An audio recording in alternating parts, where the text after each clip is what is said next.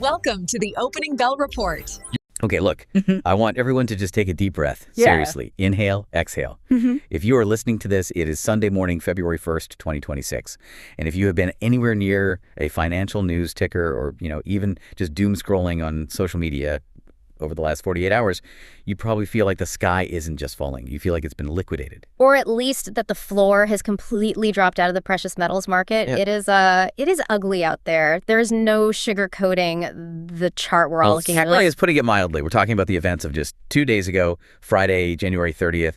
The financial world is still trying to figure out which way is up. We saw a catastrophic drop in the iShares Silver Trust, the SLV. And let's just put the number on the table right now because we can't dance around it. We aren't talking about a correction. We are talking about a negative 28.54% crash in a single day. It was violent. I mean, historically violent. We watched silver fall from approximately $105, which everyone was celebrating just a week ago as a new normal, straight down to $75.44 in what felt like the blink of an eye. It's the kind of drop that wipes out accounts. It ruins weekends.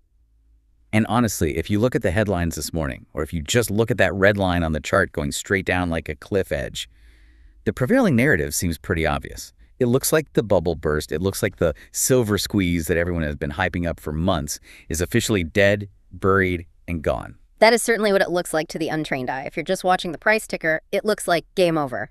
It looks like the party is finished and someone turned on the ugly lights. But, and this is why we're here today and why I'm actually kind of excited despite the sea of red, that is exactly why we need to do this deep dive. We aren't just reading headlines. We've pulled a specific, highly detailed analysis report that came out late last night in the wake of this crash. The title is simple, but it's pretty bold given the blood in the streets. It's titled, "Is the Silver Squeeze Over?" And no, here's why. And this report is fascinating because it doesn't just try to soothe the pain or tell you it'll be okay. It completely rejects the panic narrative. It argues that what we saw on Friday wasn't a fundamental sell-off. It wasn't that the world suddenly decided silver was worthless. It calls it a liquidity event and a massive shakeout. That's the core thesis we need to unpack. Because the verdict from this analysis is that the squeeze is not only alive, but it has potentially entered its most profitable and, yes, most volatile phase. So help me bridge this gap. We have a negative 28% number on the screen. How do you look at a drop like that and say everything is going according to plan? You have to look past the price tag. You have to do a forensic analysis of the market structure itself. That's what this report does. It peels back the layers to show that while the price on the screen crashed, the fundamental reality of silver didn't change at all. It's really a tale of two markets, the paper market and the physical reality. Okay, let's start there. This is section 1 of our dive, the paper versus physical disconnect. People talk about this a lot in metals, almost like it's a conspiracy theory, but Friday seems like the ultimate case study. What exactly does the report say happened? It calls this the great disconnect. The report makes a critical distinction. The crash we saw was in SLV shares and futures contracts, that is, paper silver. These are, digital promises to pay or financial derivatives betting on the price movement. It is not the same thing as the physical metal you can hold in your hand. But the paper price is the price, right? That's what sets the spot price globally. So how do you crash the paper price without crashing the real value? The report suggests a specific mechanism here involving naked shorts. Let's define that clearly for everyone because it sounds scandalous. It kind of is. A standard short is when you bet the price will go down. Usually you borrow the asset, sell it, and buy it back cheaper later. A naked short is when bullion banks or large institutional players sell futures contracts promises to deliver silver without actually holding the metal to back them up. They effectively create paper silver out of thin air and flood the market with these sell orders. Why would they do that? Just to cause chaos? Or is there a strategy? It's aggressive risk management or, strategic manipulation, depending on what side of the trade you're on. The report argues the goal is to trigger stop-loss orders. Think about the last few weeks. We rallied to 109. A lot of traders bought in during that rally. Right, chasing the momentum, fear of missing out. Exactly. And standard trading advice says you protect your downside. So a trader buys at $100 and sets an automated instruction in their brokerage account. If the price drops below 90, sell everything to protect my remaining capital. Okay, so there's a trapdoor sitting at $90. And at 85. And at 80. So if big players can flood the market with paper sell orders and push the price down just enough to hit that first batch of triggers at 90. Those robots automatically sell. That selling pushes the price down to 85, which triggers the next batch. It's a domino effect, or like an avalanche. Precisely. It's a cascade. One sell order triggers the next, which triggers the next, and suddenly you have a waterfall crash. It's artificial in the sense that it's driven by algorithms and margin mechanics, not because people suddenly hate silver or because a silver mine suddenly discovered 1 billion new ounces. But here is the real-world test that the report brings up, and I think this is the most grounding part of the analysis. It challenges you to look away from your computer screen. It asks a simple question. Did the price of a physical 1-ounce Silver Eagle coin drop 28% at your local coin dealer on Friday? And the answer is almost certainly no. In fact, the report highlights that usually during these paper crashes, the premiums on physical metal actually skyrocket. So the spot price on the news might say silver is $75, but if I walk into a shop to buy an ounce, they aren't changing the sticker price. They might charge you 100 or 110 because the dealers know the game. They know the paper price is temporarily broken. They know the physical metal is scarce. They aren't going to sell their hard inventory at a 28% discount just because some algorithm on Wall Street panicked. They'd rather just close up shop for the day. This divergence is the key proof the report points to. It puts it perfectly. The price dropped, but the silver didn't. That's the sticky phrase. The price dropped, but the silver didn't. The asset itself hasn't changed, only the digital label we put on it for a few hours. Which acts as the perfect transition to the second pillar of this analysis. Because we can talk about market manipulation all day, but eventually the rubber meets the road, or I guess in this case, the metal meets the circuit board. Right, we need to talk about the industrial floor. This is crucial. We aren't just talking about investors hoarding coins in a safe. We are talking about massive global industries. The report frames this as physics versus finance. That's the battle. The report points out that the rally to 109 wasn't just speculation. It wasn't just meme stock energy like we saw back in 2021.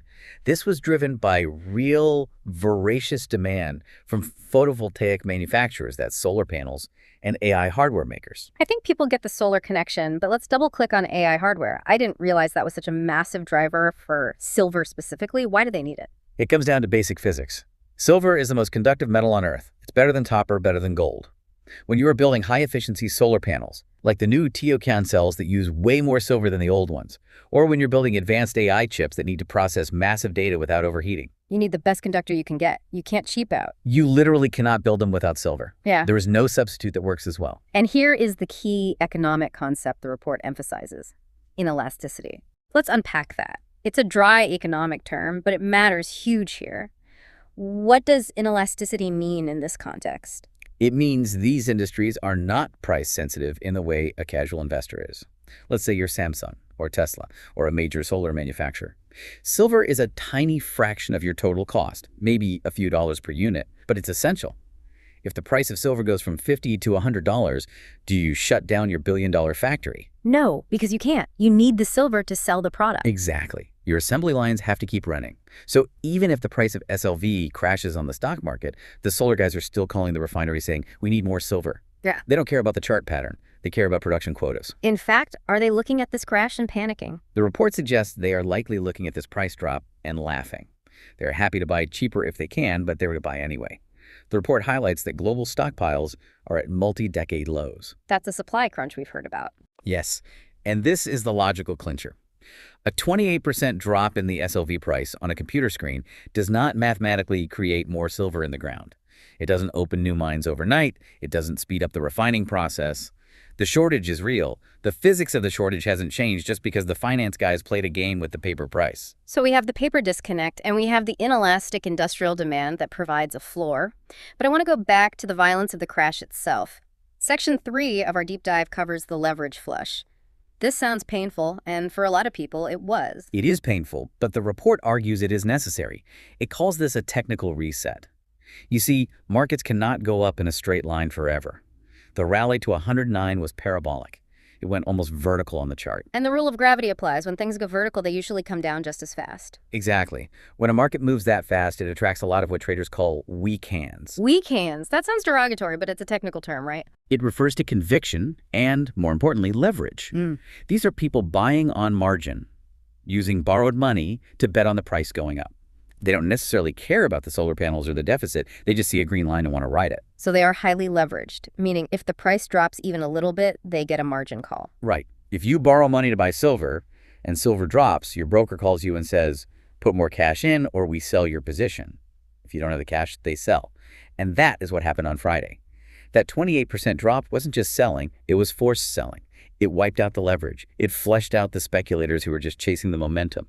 The report spins this as a positive thing, though. It says the market is now healthier. How is a crash healthy? That sounds like something a doctor says before giving you bad news. It's a brutal way to get healthy, but think of it like a forest fire clearing out the underbrush. Now that the excessive leverage is gone, the weak hands are out.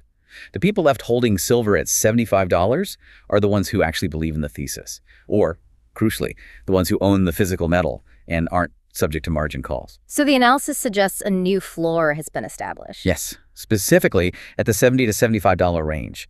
The idea is that the asset is now lighter. It doesn't have the weight of all that borrowed money on it anymore. It's ready to rise on real buying volume rather than just speculation.